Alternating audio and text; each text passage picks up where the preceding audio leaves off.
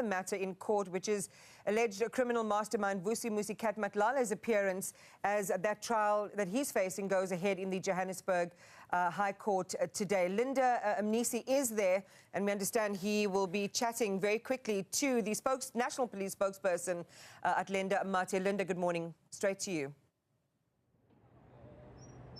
Good morning, Iman. Indeed, today marks the start of the trial against Vusimuzi Cat Matlala in that assassination attempt case that dates back to October 2023. But of course, like you mentioned, I have with me the SAPS spokesperson at Linda Mate. Linda, thank you very much for your time.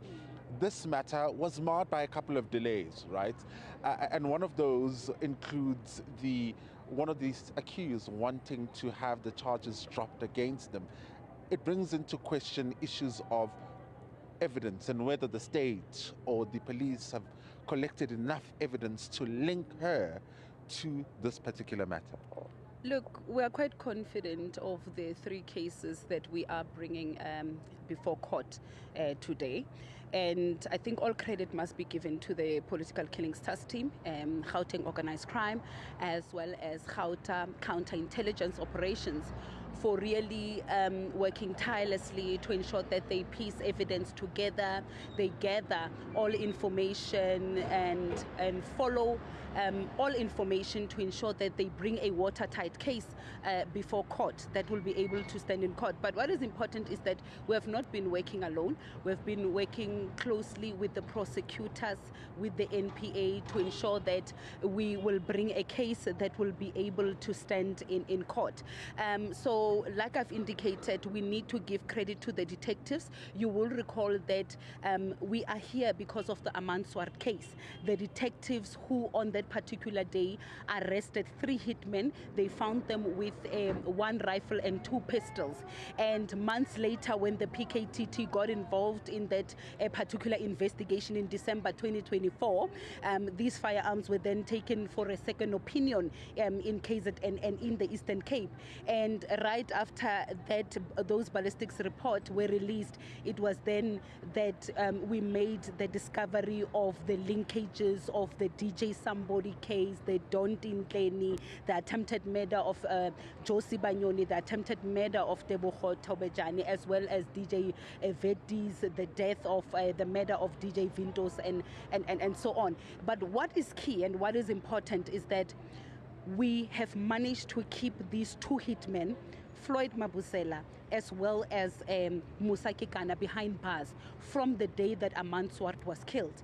Because through our investigation, we were able to link them to more than 30 cases so far. We also link them to these firearms. It means that these are not regular and normal criminals. They are high profile, they are well trained, and their job is to kill. So for us to have kept them behind bars for such a long time, it's a small victory for us.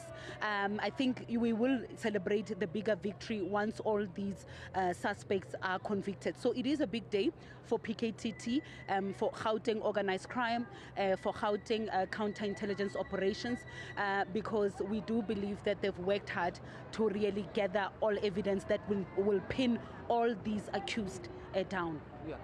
And one of the things that you've been saying as the police throughout this case is that this is a prosecutorial-led investigations, right? And one wonders if you've had witnesses that cooperate with you, because they're going to be quite key in nailing Vusimuzi Cat Matlala as well as his co-accused. Look, for now, all I can say is that we've got overwhelming evidence. And I think that overwhelming evidence will be presented before court.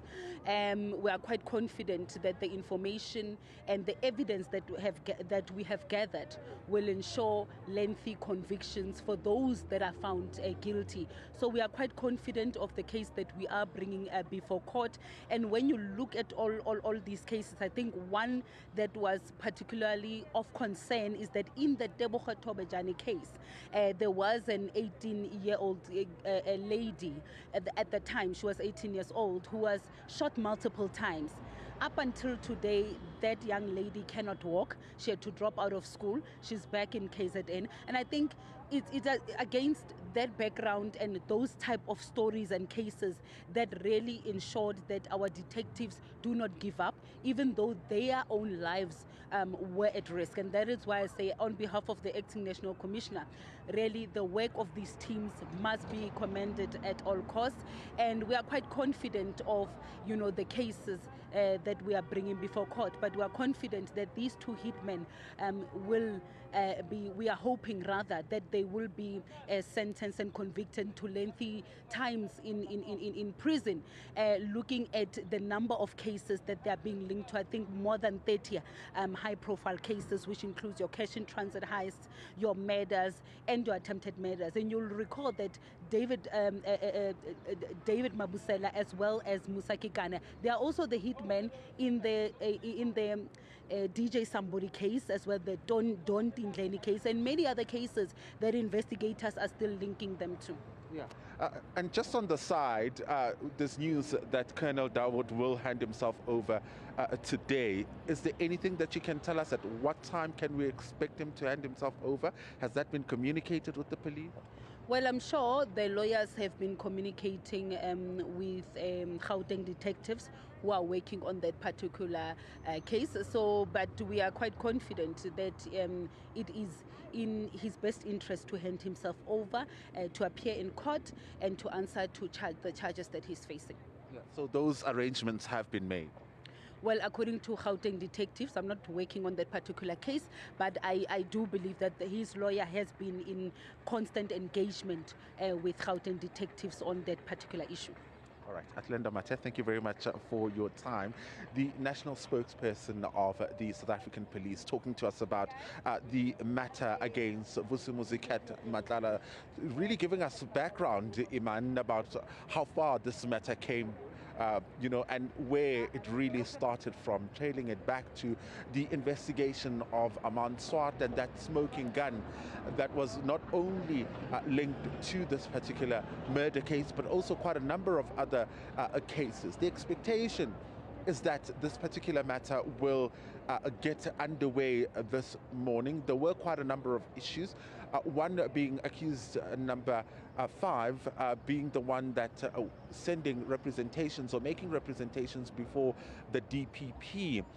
That matter then led to the presiding officer making a ruling that a decision needed to be made by the 10th of July, and that would be prior to the start of this particular matter. So this expectation this morning is that all will be in order for the first witness to take the stand.